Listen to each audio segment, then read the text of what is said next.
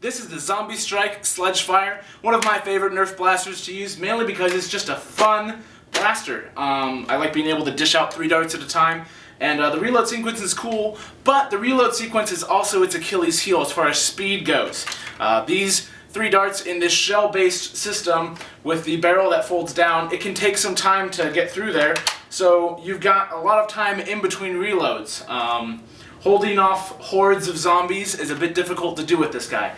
But if you've got a stationary spot to stake out and a table like this guy to use first, just take these 3 guys out and set them aside. It's a lot easier when you're stationary to load in darts this way instead of having to come back here and mess around with that. Don't worry about retrieving your shells using this this trick. Second, pick up some extra shells. Because you're going to be able to burn through ammo faster, it's good to have some extra darts on hand.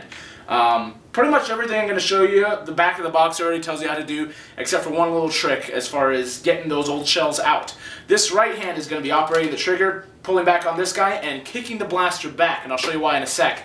This other hand is going to be operating the barrel here and loading in the shells. It's not going to worry about fumbling around with the old empty shell that's in there after you fired it. Check this out. Hold down. Pretty standard. Load in your shell. In.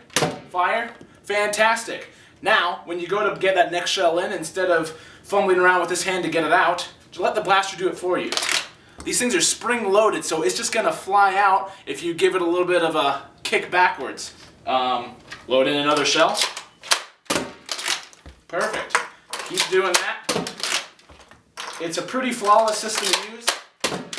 And once you get the rhythms down, you can burn through quite a bit of ammo with this without having to fumble around too much with these shells.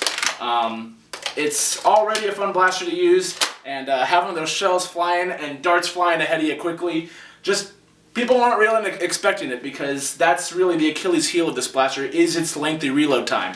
So surprise them every time. See you guys.